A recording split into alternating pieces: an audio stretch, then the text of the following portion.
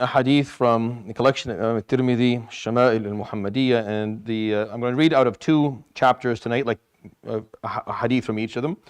For the first chapter, Bab ما جاء في حياء رسول الله صلى الله عليه وسلم, talking about his haya. Now, haya is often explained or translated as modesty, and I always say بئس الترجمة. It's not a very good translation. Haya is much more than that by far. Haya is awareness and sensitivity. That's what haya is being aware of where you stand and sensitive to the effects you have on the things around you. And then from that, modesty is born. Because if you're aware of where you are within a community and the effect your appearance has on people, then you dress in a way that's modestly. So modesty is the aftermath, the outcome, the result of having haya. But haya is much more meaningful and much more profound. And I did a full series in Khawatir about this a year or so ago or more.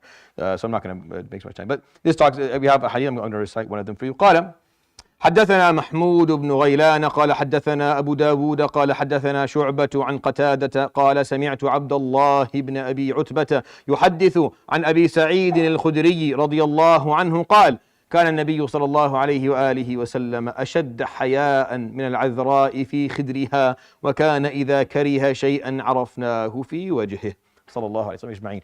Abu Sa'id al-Khudri tells us the Prophet ﷺ had more haya than a young lady who has not been yet introduced to men in her life, في خدرها, when she is in a position where there are men there and she is behind walls or behind barriers, then she has a lot of haya. She does not want to present herself, she doesn't want to be seen by them, she doesn't want to talk to them, she feels that haya. So the Prophet ﷺ had more haya than that, but not in the same form, obviously. Meaning, it goes without saying that the haya he had ﷺ is not of the exact same nature. But the haya is talking about the amount of it.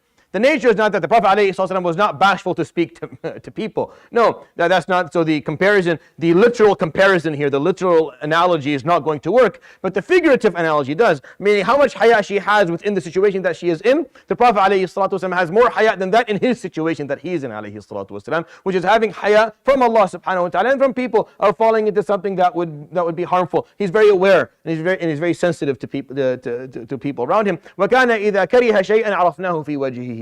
Meaning you would know if he liked something or disliked something, but just by looking at him. Why?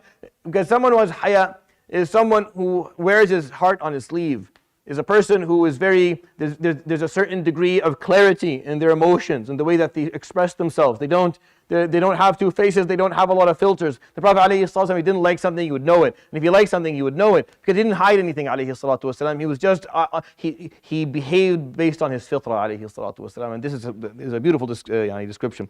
The second chapter is Bab ma ja'a fi asma'i Rasulillahi sallallahu alayhi wa sallam, talking about his names. So I have 2 hadith that I'll recite to you quickly. قال حدثنا محمد بن طريف الكوفي قال حدثنا أبو بكر بن عياش عن عاصم عن أبي وائل عن حذيفة رضي الله عنه قال لقيت النبي صلى الله عليه وآله وسلم في بعض طرق المدينة فقال, so Hudayfa says that I ran into the Prophet عليه الصلاة والسلام one day in one of the alleys of Medina, and when he saw me he said the following: قال أنا محمد وأنا أحمد وأنا نبي الرحمة وأنا نبي التوبة وأنا المقفي وأنا الحاشر وأنا نبي الملاحم.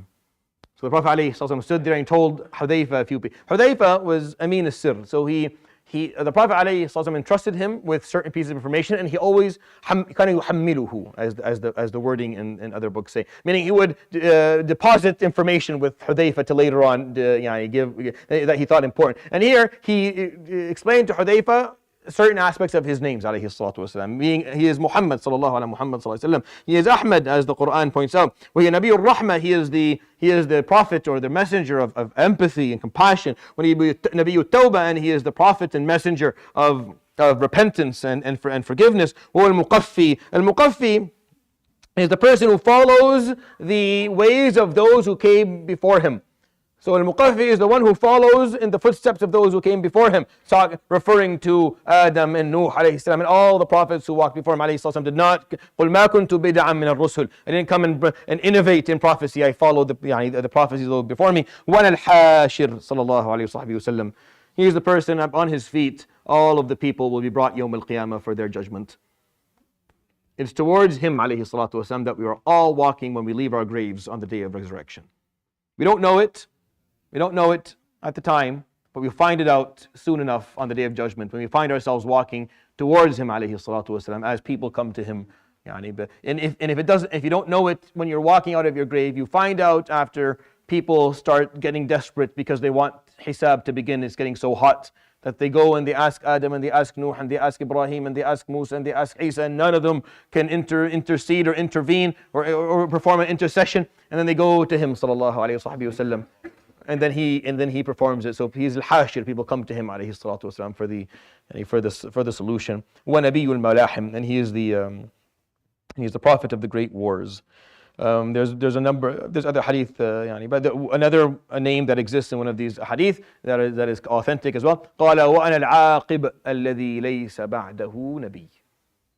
Al-Aqib meaning the one who comes at the end, that there will be no prophet after me. Sallallahu alayhi wa sallam ajmain. A long legacy of prophecies and messengers that Allah subhanahu wa ta'ala has sent to this earth to speak to his people in one way or the other. All of them coming with the same message, with the same teaching.